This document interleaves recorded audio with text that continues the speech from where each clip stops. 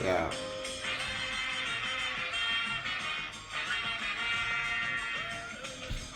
Welcome to the chat.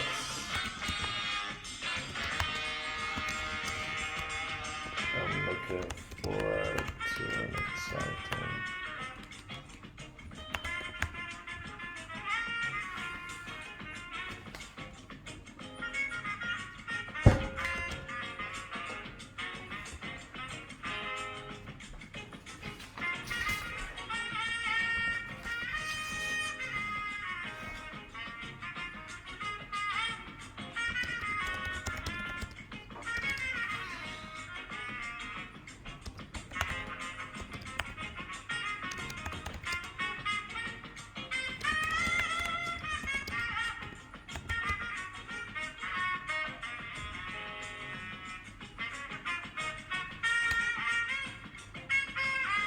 Hi, good evening. Please confirm you can hear me.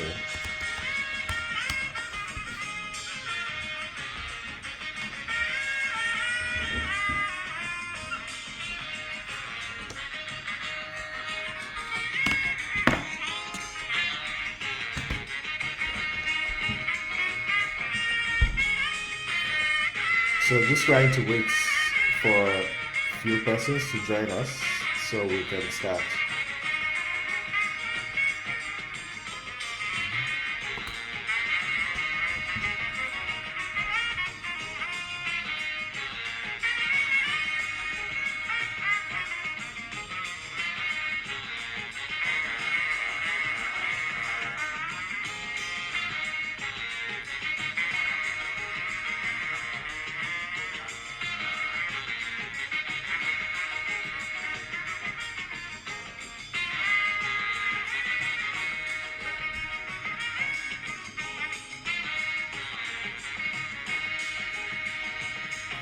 Okay, great. Thanks, Precious, for confirming you can hear me.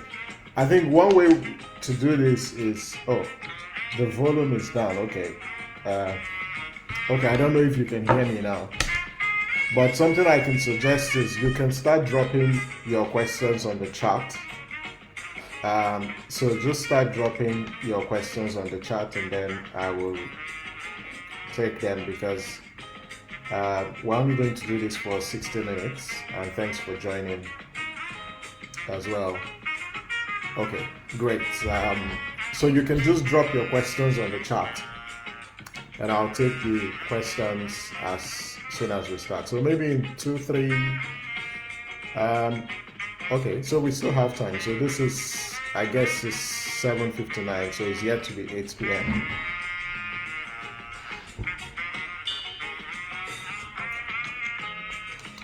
So Adeyemo, you said which volume? Is it?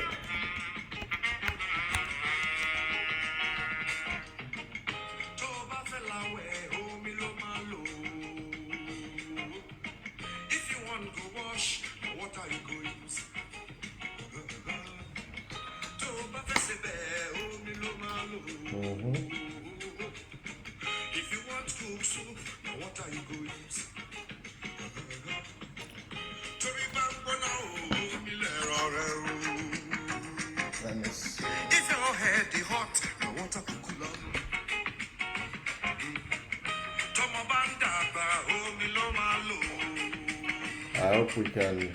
If you're a child, they grow. What are you going? Yeah, so if you're just joining, please feel free to drop your messages, your questions, and I'll be taking the questions as soon as we start. So it's 8 p.m.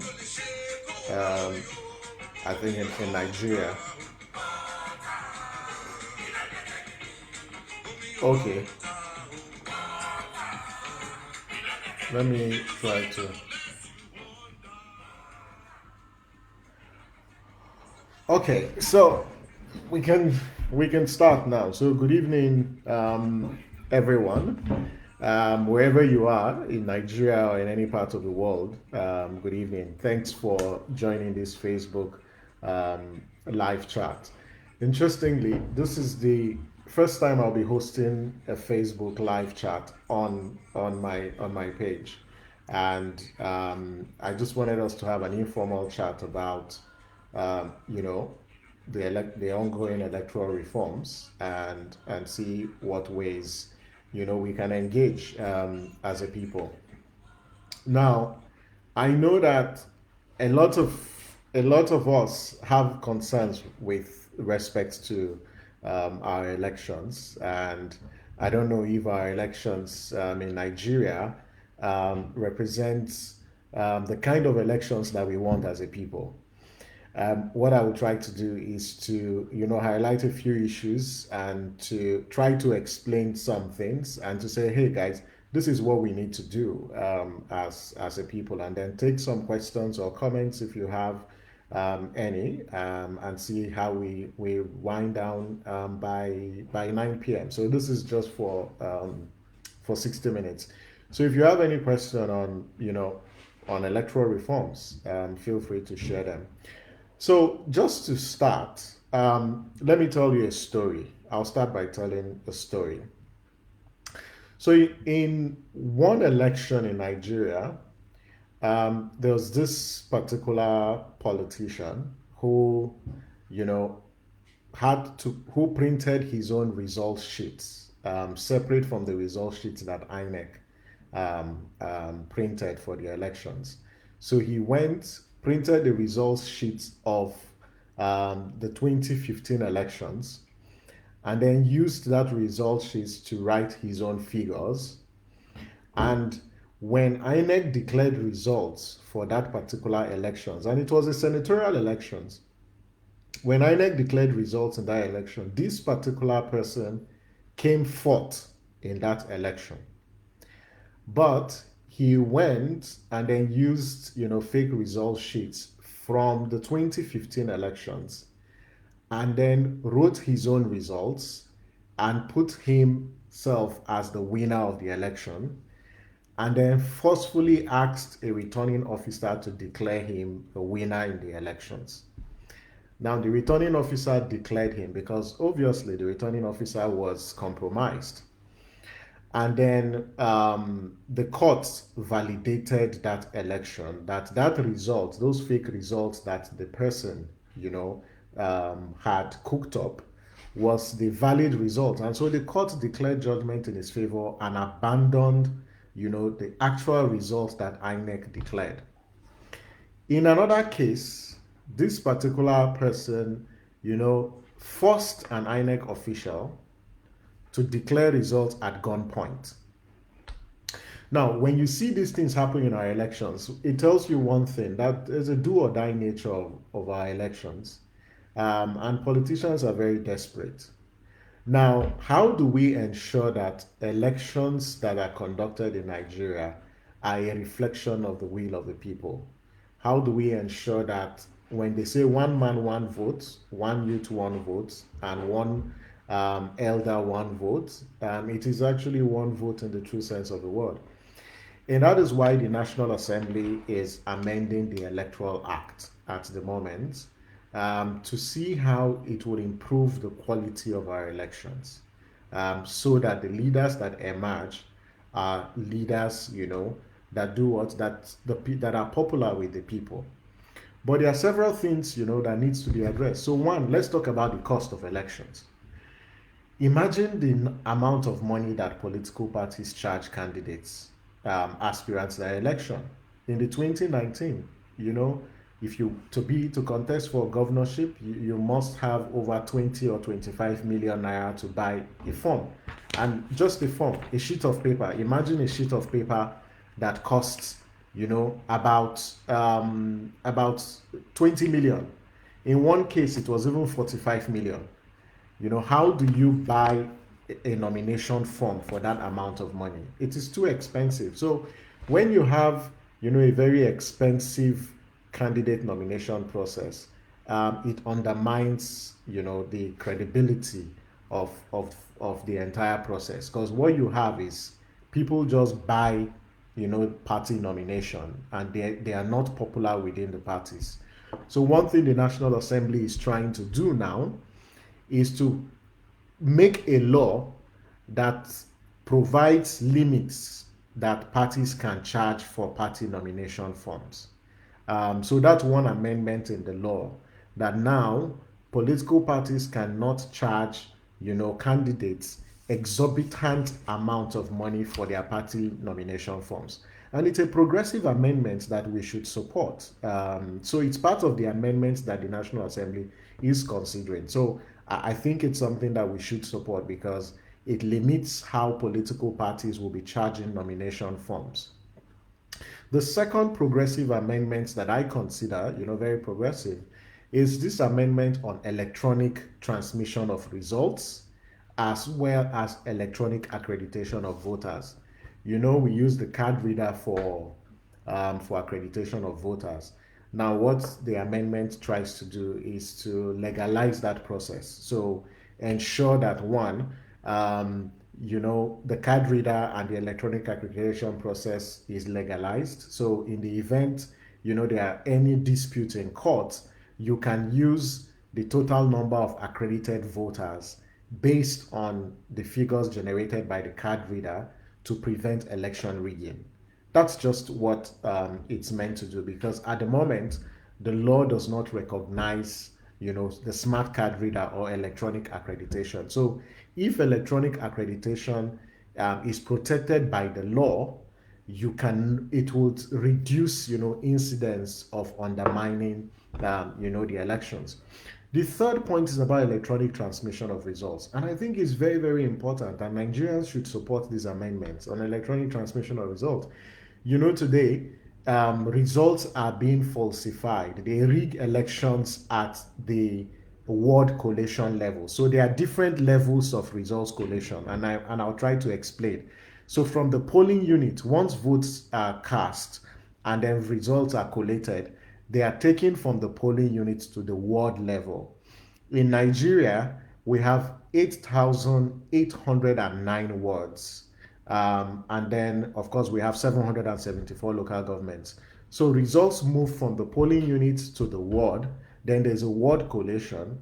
And then from the ward level to the local government, there's local government collation. From local government to the state capital. So these are different levels of results collation. But the weakest of them is the ward collation level. So that ward collation is where they rig the elections. So it is important that we try to eliminate that ward collation level, and that's why electronic transmission should be encouraged. Let's have electronic transmission. So as soon as elections are conducted and results are tabulated at the polling units, they can be transmitted online and people can see. One fantastic innovation which INEC introduced, it's this result viewing portal that was used in the Nasarawa by-elections, in Edo and Ondo elections, where results were uploaded, the polling unit results were uploaded on the portal. So it made it difficult for people to change the results, because if you change the results, people already have access to the results. So Nigerians should actually support this amendment on electronic transmission, because it enhanced the quality of the electoral process. The fourth amendment, which is very, very I'll consider very progressive, is the thing about the independence of INEC. If INEC is not independent, there's no way we'll have free, fair, and credible elections. And the current INEC is not that independent. So people say INEC is independent. It's not that independent. And let me give you a classic example. In the 2019 elections, over a larger percentage of INEC's budget was not released to INEC until December 2018. That was 60 days to an election. Now, that is how you undermine an electoral commission and prevent it from performing its functions. One of the reasons why election was postponed in 2019 was pretty much because they didn't release the funding for the elections early enough. And INEC report clearly says that. So if an incumbent wants to rig elections, it's not deploying thugs alone on election day. That's not the only way they rig elections. They rig elections by not giving INEC money early enough for INEC to buy ballot papers, to produce result sheets, to pay their staff. So over 48 billion naira was released to INEC in December. That's 60 days to an election. How do you expect an electoral commission to run its own elections without budget? So we need to protect the independence of INEC, and that is why for Nigerians they need to know that election rigging doesn't happen only on election day. It happens before elections, and how the government releases money to INEC.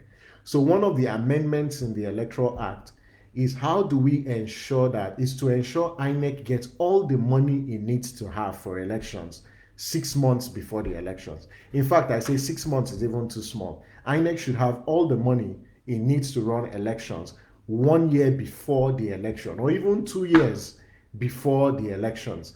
Because I'll give you a classic example. Nigerians want electronic voting. We don't produce the machines in Nigeria. We'll have to import these machines. And so if you have 120,000 polling units across Nigeria, it means the company that INEC is going to be engaging will need to produce 120,000 of those machines. Now, keep in mind that we have voting points in addition to 120,000 polling units. So we have about 54,000 voting points. So if you put 54,000 plus 120,000, at the end of the day, we would have over 170,000 places where people go to cast their ballots. So if you're going to buy electronic machines, don't forget that we don't produce those machines. So we have to buy them. And then these companies will have to produce them. So it takes a long period of time. So if we're going to be using electronic voting, it's not like tissue paper that you go to the stores and you just pick at will. That's not it. They have to produce it. You have to test those machines before you deploy them. So it's important for INEC to get what? Its money early enough. That's why we should support, those kinds of amendments. The other, critical issue is this issue where politicians force INEC officials to declare results at all costs. The law as at today, if you check section 68 of the Electoral Act, once a returning officer declares a result, even if the person declares it at gunpoint or under duress, INEC cannot review that decision. It's only the court that can review the decision.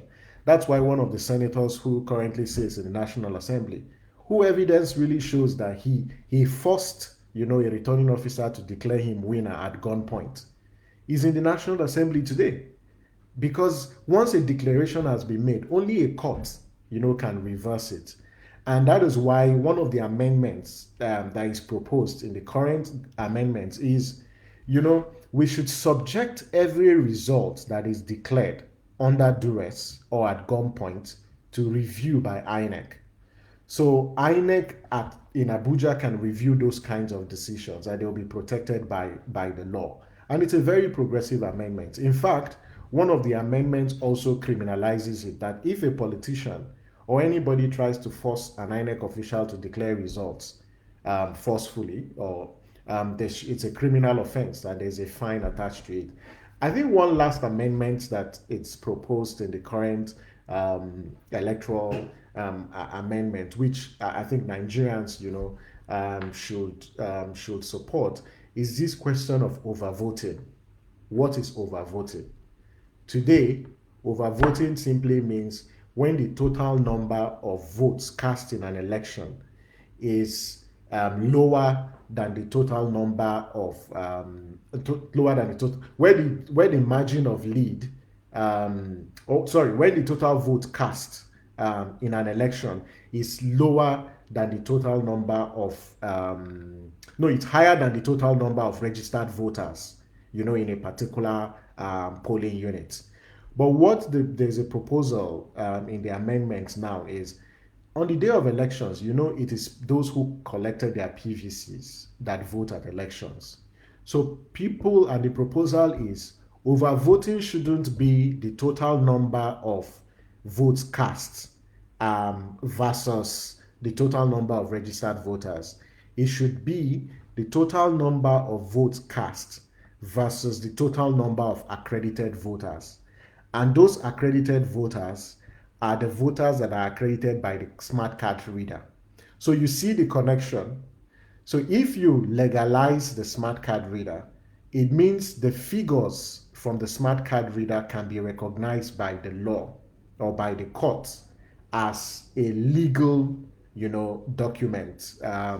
So that's just a simple way to put it. So these are some progressive amendments, that are currently in the electoral amendments bill that I think Nigerians should support. And I'll just end by telling us, what's going to happen. The National Assembly on the 9th of December is, conducting a public hearing, and it's a joint public hearing. So they are going to call for memorandum. And so citizens or groups can submit memorandum on these proposed amendments. What are your proposals for how elections can be fixed? How do we stop election rigging? How do we ensure Nigerians are able to cast their vote from anywhere they find themselves? How do we ensure that voter registration should be on a continuous basis? A lot of Nigerians want to register to vote, but they have to wait until INEC starts the voter registration process next year. Can we make this process, seamless? Can people just register from anywhere they are so they don't have to show up? These are some innovations, and it's an opportunity for Nigerians, to make contributions. So I urge Nigerians, once the call is out, I'm sure it's going to be out this week, please submit a memorandum. There'll be emails. Just send your memorandum. Don't always think that they don't listen, they don't read the memorandum. That's not true. They listen, and they read this memorandum that people submit. So, and don't think you have to be in Abuja, to be part of this. No, you can, submit your memorandum, and they take stock of those who have submitted their memorandum. The second point is you have a legislator. Every Nigerian is represented by one person in the House of Reps and another senator in the Senate. These are your representatives. So you should reach out to them.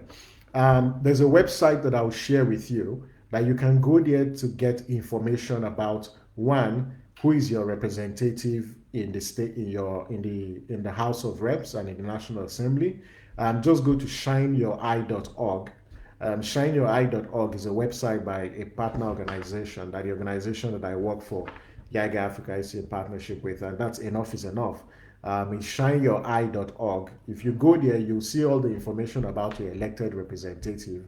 So go there, contact them, tell them these are your priority issues for electoral reforms, and this is what we can do to fix our electoral process. So please keep in mind, it's 9th of December with a public hearing, and also follow the issues online. I think I'll stop for now. What I've done over the last few minutes is to provide some information.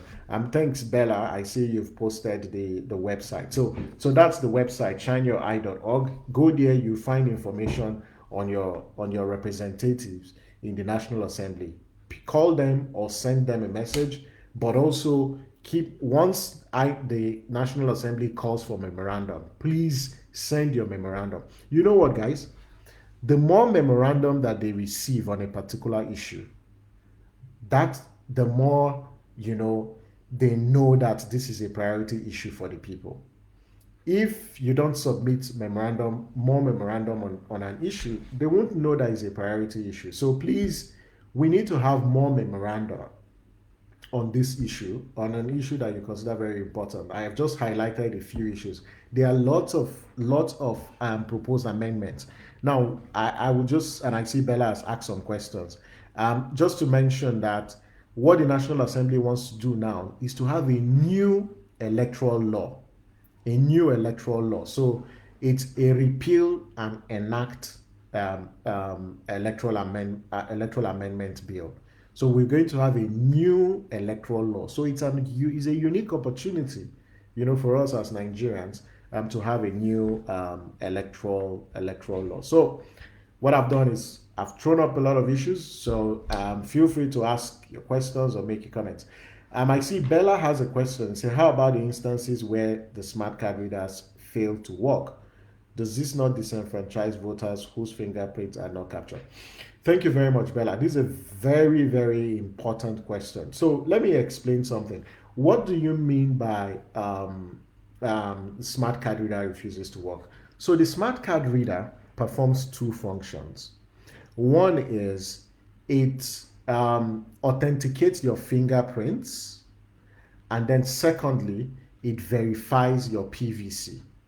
So that card reader, in verifying your PVC, does two things. One, it confirms whether you are the actual owner of that PVC, and two, that PVC is a PVC produced by INEC, because some people clone the PVCs and they use them to rig elections. So that card reader verifies that. The second point is, the biometric accreditation is another layer, because when you were doing voter registration, they captured your fingerprints. One of the challenges with our voter registration process is that biometric accreditation has always failed. The failing rate has been very, very high, because there's a problem, with the system of fingerprint identification. And Nigerians should know, as INEC says they're going to be conducting voter registration, it cannot be business as usual anymore. We don't want a situation where people will spend days just to register. And after they register, they come up with elections, and the smart card reader cannot verify their fingerprints. So when people say the smart card reader failed, oftentimes it fails the fingerprint authentication. But the other layer, which is verifying their PVCs, it's 95 to 96% of the time, it's verified the PVC. But if it verifies your PVC and you are the actual owner, you can still cast your vote. But what we've also seen is, some polling officials, and I'd say maybe some of them are actually compromised, they deny people the opportunity to vote because their fingerprints was not authenticated, or maybe the smart card reader does not read their PVCs even when their names on the voters register. But the INEC guideline says you cannot prevent someone from voting provided their name is on the voters register and they have their PVCs. So these are some of the gaps, that we need to address. That's why vigilance is very, very key, in our electoral process. And this is what Nigerians need to know. Put the pressure on the National Assembly to make it difficult for even INEC officials to rig elections. Because it's not just politicians who are rigging elections. They use INEC officials sometimes, and also party agents. So how do we ensure we have, a law or a set of laws that prevents these guys from rigging our elections? I hope I've responded to that question. I see Emmanuel edits, what can we do to stop inflow of foreigners who participate in our electoral process? My findings show that a lot of foreigners registered and voted in our election, e.g., a man from Niger Republic in my compound process has a PVC and he votes in the Nigerian election area. Emmanuel, I I can confirm that to you that yes, we have foreigners who vote in our elections, and it's just sad. It's just sad, and it's really disappointing. That is why when we talk about voter registration, um, our country, when it comes to capturing identities and data, we are very, very poor. That is why it's important that this national identity management system, we need to build our own national database of Nigerians, and it has to be consolidated. It's just sad. And what I encourage you to do is, if you know this person is from Niger Republic who has not naturalized, you have a duty to report that person, because the government is not everywhere. Government cannot be everywhere. The security agencies cannot be everywhere. We as a people, we have a responsibility. When we see these things, let's report them. Maybe you're concerned with your personal safety or security. You can send anonymous reports to protect your identity. But we have to help the government, to sanitize our process. Even though we know some elements in government are also responsible for this, because politicians want to get numbers. So they do what? They win elections at all costs. So they import, foreigners from border or coastal states or countries into Nigeria. But we need to stop that. It is criminal, and I know that in the last elections, the immigration actually reported foreigners who wanted to vote, and they were arrested. So please try to report these cases. Kingsley says, where can I get a copy of the draft bill to read through? I'm sure the draft bill is going to be released this week. As soon as I get a copy, I'll post it on this platform, so people can get access. Maybe we can also check the National Assembly's website, but to be honest, I cannot bet with my life that that draft bill will be on the website. But the organizations who are working on these issues, I'm sure once we get that, we will definitely put it on our website. So you can keep tabs with Yiga Africa's website, which is www. I can just type it here, .yiga.org. As soon as we get the draft bill, we will put it on the website. I will also share the link on the page so people can get access to the bills. So that's it. But thanks for asking that question. Please feel free to ask questions. Let me just drop the questions. Okay, I see Adeyemo. Okay, Joseph. All the issues highlighted from voter registration, accreditation, voting, and so on, all are in doubt. Very crucial to successful elections, but the issue still remains that politicians always have a way of sabotaging the system. Electronic voting will erase any malpractice. The machine should be designed in such a way that an individual can't vote twice and the result automatically transmitted. And if we successfully push for this, all those unpopular politicians will be flushed out. Yes, I agree with you. It's one way to sanitize the process. You see, the thing with our politicians is they want power at all costs, and so they go out of their way to circumvent the electoral process. That is why we have a responsibility using electoral reform to stop them from doing that, and we've got that responsibility, and we can do that. And vigilance is key. That is why during elections we encourage people, when you vote, don't leave the polling station. Stay there until the votes are counted. Follow the results until the final results, are announced. And this is what we call mandate protection. But electronic voting, yes, it will help protect the sanctity of the ballot. But I also want to ask everyone, and I hope I can see comments. Do you really think that electronic voting can erase malpractice in view of how those machines can be vulnerable due to hacks, or those machines can also fail? Because sometimes these machines do fail. What happens when they fail? I'd like to maybe see comments on what we think. But yes, electronic voting will help, but we have to be very, very circumspect and careful about how we deploy electronic voting for our elections. So, what do you think? Do you think it can, if we introduce electronic voting, that it will help, and it will guarantee elections? And I want to really make an argument, my dear brothers and sisters. Well, let me just wait and see what people say, and I'll tell you what I think. Jesse, yes, good evening. Please, in the Electoral Reform Act, is there anything like voters' education? Because voters' literacy is one of our major problems. Yes, so under the current Electoral Act, INEC has the responsibility for voter education. But you know what I think, Jesse? I think Nigerians need more than voter education.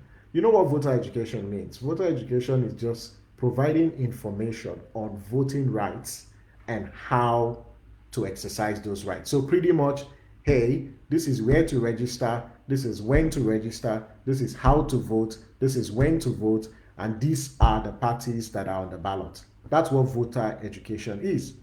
But we need more than voter education. We need political education. People need to know that politics or political participation is about accountability. That when you hear civic participation or political participation, it doesn't just stop and end with elections. That the job and the task of democracy begins after elections. So how do you hold your leaders to account? And it's just this classic, this example that I've just cited, that how come today in Nigeria, access to our legislators is a difficulty. And these guys are employees because we are their employers. We pay the taxes, we vote for them. So they are employees. So how come we don't have access to them? How come these electoral amendments, your legislators have not come to you, to ask you what are your priority issues for electoral reforms? How come citizens are not debating? Look at what happened in the UK Parliament few weeks ago with the debate on NSAS. It was citizens who signed a petition, and in UK, there's a law that if you get over 100,000, is it 100? Yes, 100,000. I don't know if it's correct. 100,000 signatures, right? That issue will be debated by the parliament. So the parliament is compelled to debate those issues. In Nigeria, even if you have 1 million signatures, if those politicians in the National Assembly don't consider it important to them, not you, if they don't consider it important to them, there's no way they're going to debate the issue. So, and that's a misnomer, and that's something we need to correct, because those guys in the National Assembly exist for us. We don't exist for them. And that is why we have to be involved in this process of electoral amendments to determine who becomes our leader and leaders in 2023. It is very, very, very, very important. So the law is already clear. INEC is to perform that responsibility. But we can't leave it to INEC, to conduct voter education. We also have a responsibility, to conduct voter education. If you're married, what are you telling your kids at home? Are you telling them about the value of voting at elections? Are we teaching them civics in our schools? We need to teach people, civics and political education. So what we need is actually political education, and voter education is a subset of political education. I see Tony saying that e-voting has the potential to increase voting, especially within the middle class, and that e-voting may minimize incidents of physical violence. Do we have anything on e-voting in the ongoing electoral amendment? Yes, Tony, there are provisions on e-voting for the 2023 or for our subsequent elections, which is really great. We should have e-voting. And just to also add that INEC has called for bids from companies who can provide electronic voting machines, because INEC is really considering electronic voting because of the logistical issues involved in elections. Let me also explain why this is very, very important. Now, in the 2019 elections, Nigeria has 84 million 4,000 registered voters. 84 million. And for those who are listening, no country in Africa has that number of registered voters. Nigeria has the highest number of registered voters in the entire continent of Africa. And that tells you that we have maybe the most comprehensive database, or the largest comprehensive database of a people. Now, you see these 84 million registered voters. Each voter, right, is entitled to a PVC. Each voter is entitled to 5 ballot papers. Because during the 2019, we vote for 5 elections: the president, the Senate, the House of Reps, your governors, and then your State House of Assembly members. So that's 5 elections. So each voter gets 5 what? 5 ballot papers. Each ballot paper costs a certain amount of money. Now, do this calculation.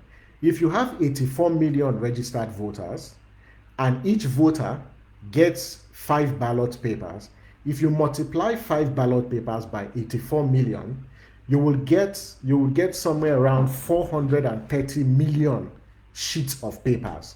So what INEC produced in 2019 was over 400 million sheets of papers. Don't forget that these sheets of papers are produced from trees. And so if you're an environmentalist, you don't want people to be cutting down trees, because it impacts on the environment. And there was nowhere across the world because Nigeria does not have this number of papers. So they had to go across the world. In fact, in some cases, they had to produce these reams of papers that are used to produce the ballot papers. Now, one thing electronic voting will do for you is it will cut this use of papers for elections. It would also save our environment, because we would not be cutting down trees. And when I say we, not just Nigeria, across the world, we will not be cutting down trees to produce, papers. So there are environmental benefits, to electronic voting. There are also economic benefits to introducing electronic voting, and it also helps in protecting the integrity of the process. So as we look at electronic voting, we should come to this with a more, sort of broader look. But again, the question is, will electronic voting solve our electoral challenges? Will it, stop our politicians from circumventing or trying to rig the elections? Will it change the electoral culture or political culture? Because we have a very, very reckless political class in Nigeria. All they care about is power, and they don't use power for the good of the people. So even if you have electronic voting, these guys will try to do what? To hack into the system or try to undermine the process. So we must come to this with a nuanced response on how we are going to protect, the electronic voting machines from sabotage and rigging by our politicians. So that's that. Abere Belema, how can we improve electoral processes relating to issue-based campaigns by politicians? That's a very difficult one. How? I think the way to do this is, one, citizens need to know the value or appreciate the value of their votes and not sell their votes during elections. It is very important. They need to ask politicians very difficult questions. That when people come to campaign, you need to ask them, if someone says, I'm going to create 1 million jobs, can you take time to ask them, hey, where are you going to create these 1 million jobs? How are you going to create it? How are you going to fund it? What will be the timelines? And who is going to benefit from it? It's important. So people need to ask these questions. And I think that we also need to educate our people to vote based on issues and not based on frivolities or identities. Oftentimes, people are voting for people not because they believe that the people have the capacity or the people can lead. They just vote for them because they either like their faces, or they come from their tribe, or they come from their religion. That's not how you build a state. You build a state based on issues, because the state exists, to serve the people. So it's important that we also keep that at the back of our mind. So first is, in political education, people should, promote issue-based participation. Secondly, we need to interrogate party manifestos. Thirdly, we need to improve with a culture, evolve with a culture of debates. We should make it compulsory for people to do what? Legislators to debate. I say legislator, politicians to debate. Anybody who wants to seek your vote, if they don't make themselves available to market themselves and tell you why you should vote for them, then I don't think they deserve your vote. That's my view. Anyone who wants to get the votes of the people should come and market, themselves, share their manifestos. Let's debate their issues. Don't you guys like how the US, runs their debates, even though the last election was, the debates were really disappointing, but we can't even use the US as a model. But as a people, we need to come to a point, where politicians who want your vote is valuable. Your vote, what's it? If your vote is not important to them, they will not steal money they will not try to buy your votes. If your vote is not important, they will not try to do what? To rig the elections and try to get into power. Your vote is very important. So people need to understand the value of their vote, and because their vote is valuable, they will compel political parties and candidates to come and debate and market and market themselves. So that would be my response on how to improve the quality. But I think it's a very great question that you asked about issue-based campaign. So let's keep the questions coming. Just trying to take questions. But Bella, thanks for sharing that link again to also say that please contact your legislator and tell them what are the priority issues. I have highlighted a couple. One, the independence of INEC is important. Where INEC needs to get all the money it needs for elections, so incumbents do not undermine the credibility of our elections. Two, electronic transmission of results, electronic accreditation, electronic voting, should be part of the electoral amendments. Three, it's this preventing or subjecting election results that are declared under duress to further review so that politicians don't force INEC officials to declare results at elections. There's also the issue about election security, because it's also another critical issue. I didn't speak more on that, but these are some issues that we have highlighted as part of our discussion. I see Odafe asking how much of an amendment is the recent peg on spending during the election, over 4 billion. What chance does a youth stand under such conditions that still seem to favor mostly the wealthy?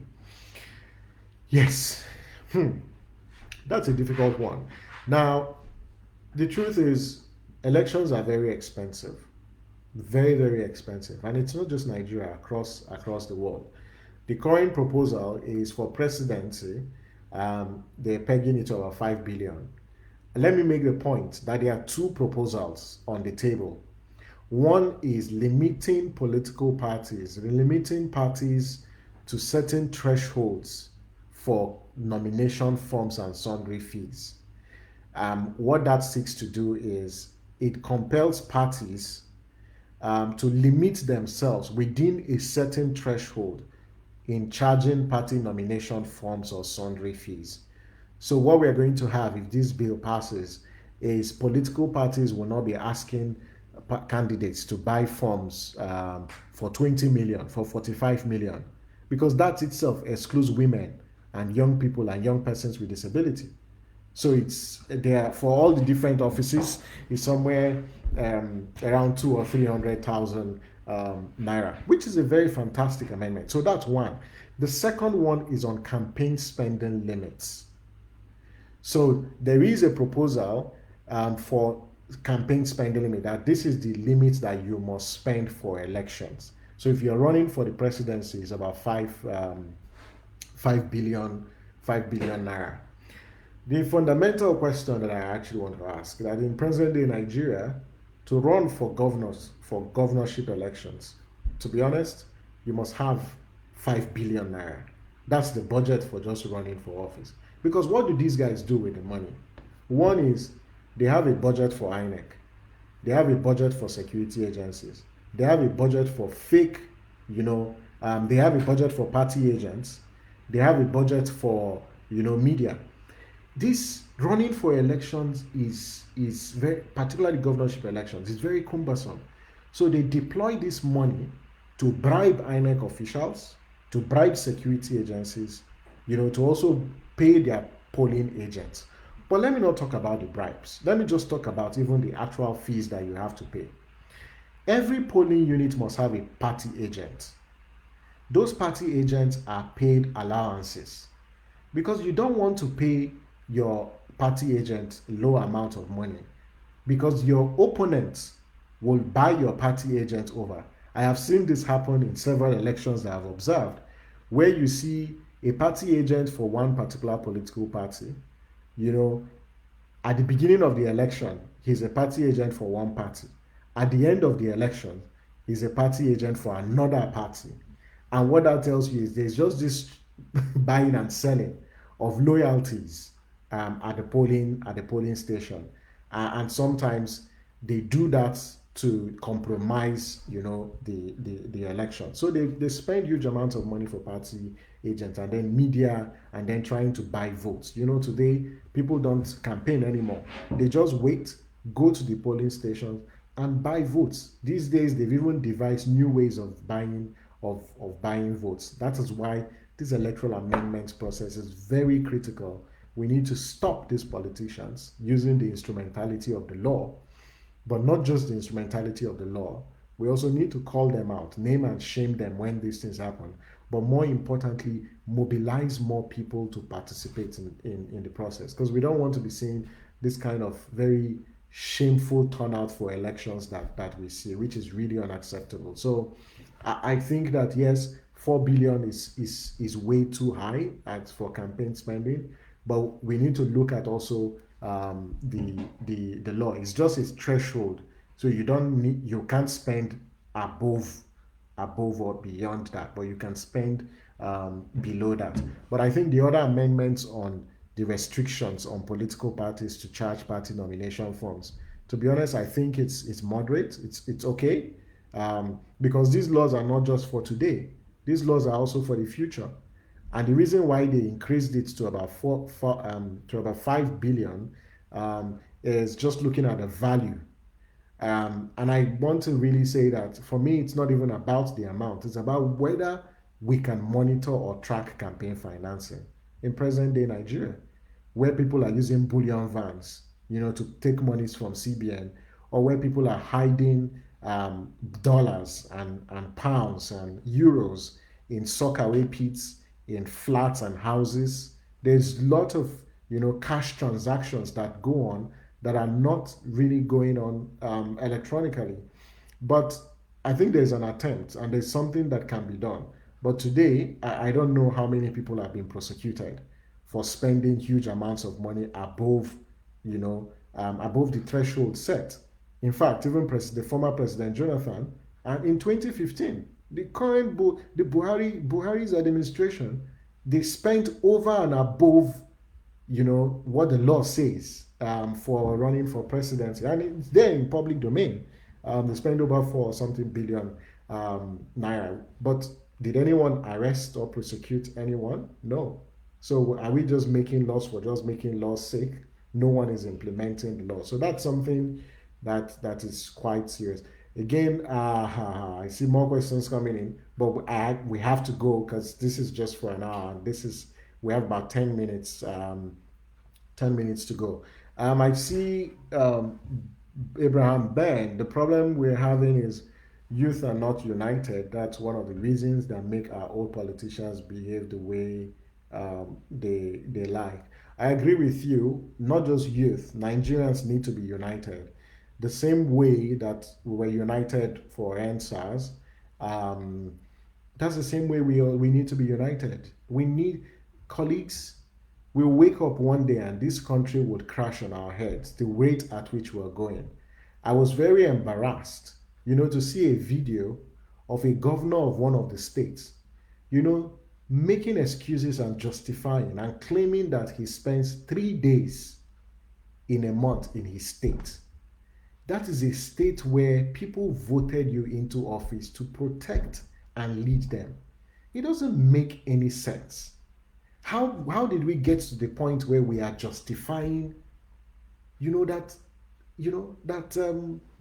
you spend 3 days in a state? It's embarrassing. It's just embarrassing, and we can't continue to take these things from our leaders. We can't. A time needs to come where we push back, and that's that point. Because if we don't, these guys are going to run down this country and it's just going to fall and crumble on our heads. Today, families are thrown into mourning in Borno State. 43, that's the figure we know, who were killed. And what are we saying? We're just condemning it and we're expressing grief. In other countries, this will be handled differently. But guys, let's not allow politicians normalize the indefensible. Let's not allow it. They're trying to normalize killings. They're trying to normalize loss of life. And we're beginning to also see it as the new normal. It can't be the new normal. People cannot vote people into office and they don't take responsibilities for the challenges that we're facing. People are dying. Those are people, they are like you and I. We have families. We have families. Imagine if you lose some of us have lost people and we know how it feels. But people were murdered in their farms. And all we can say is we grieve? No, that's not what democracy is about. Democracy is about electing leaders that take responsibility to protect their people and provide for their welfare. And so, if we're talking electoral reforms, we must protect our electoral process so that only people who are responsive, people who can be held to account, win elections. And insofar as Nigerians don't come out to vote at elections, we're going to end up with a crop of leaders who take people for granted. And I'm not saying this at the federal level. It could be at your local government level. It could be anywhere. Insofar as you stay away from the process, just be rest assured that you're going to be toast. That's why we've got to tell this political class that the only laws we want are laws that represent our own interest as a people and not what represents their interest. Because if you let them be, they will make laws that would secure their victory in 2023 and they will keep themselves in office and not laws that provide you and I the opportunity, to demonstrate and assert our authority as a people. I see Prince, how can we introduce Youth Trust Fund to galvanize resources for young people who are contesting for elective office? I think that's a very valid question. But I just want to also make the point that, yes, it's important to have a trust fund to fund young people to run into office. But I'll just make 3 quick points and then maybe we can wrap up. Politics is local. All politics is local. And if you want to run, for office, you need to make yourself popular in your constituency. And I've seen people who have won elections, and are leading today without any money or any godfather behind them. All they did was they made themselves popular in their community. So first things first, go and make yourself popular in your community. When you make yourself popular in your community, you'll be very shocked. People will want to contribute their resources to support you. People want to do that. So make yourself popular and do what? And participate in the process. So volunteer. Christmas is coming, right? Go to your village. Help people. Clean up your environment. Conduct volunteer classes for people. Just make yourself popular. It's very important. Secondly, you can also crowdfund because that's more innovative ways of, financing for political office. But yes, we should have a fund that helps, young people, provides them resources because they are quite disadvantaged. And it's not just young people, women as well, persons with disability need to be in the room. And my dear friends and colleagues, any electoral amendment that does not secure the participation of women, of persons with disability, of young people, that maintains politics as an old boys club, means that we're not going to make any progress because this old boys club have kept us here. Look at where we are. Our lives are not better. We're not better off. So we can't leave the politics for the old boys club. Women need to be involved. Young people need to be involved. Persons with disability need to be involved. So anything we can do, to get these people involved is very critical and necessary. I think that we've just got 5 minutes to go because I'm going to try that we keep to time. But I just want to wrap up by saying what we have done with this very 60 minutes chat is to highlight some of the issues for electoral reforms. And I also make a commitment as soon as the bills are out, I'm going to share them on the page. Yaga Africa would also share it on its page, so you can have access to it, and so you can make your comments. We would ensure it's also posted on the website. So please keep tabs. Also follow, what the National Assembly is putting out through Twitter or Facebook. You also need to be vigilant yourself. You don't necessarily have to rely on me. You don't necessarily need to rely on anybody, but you can also take that step on your own to get this information. The second point is please submit a memorandum to the National Assembly. The more memorandum we get, it's not enough to be shouting on Facebook and Twitter, screaming on electronic voting. It's not enough. These guys may not even hear, they may not even care. But what you need to do is to send your memorandum to them. It's important. Send your memorandum to them, because that's what goes into the records. So if they've got 5,000 memorandum, right, or yeah, 5,000 memoranda on a particular issue, it means that the public is interested in this particular issue. So they are going to prioritize. They're going to prioritize it. So that's something you need to do. So, and to contact your legislator, I've said if you go to the chat, the website is there. Shineyoureye.org. It's a website by Enough is Enough. You can get the contact details of legislators and your legislators. Please feel free to reach out to them. I just want to say thank you very much. It's been nice really hanging out with everyone who followed. I'm going to post this video on the page so people who couldn't join can also watch the video. I hope we can do this some other time as the National Assembly tries to conclude on the electoral process. Once again, thank you for joining the call, and it's been nice chatting with everyone. Goodbye. Have a good night, and please have a fabulous week ahead. Bye.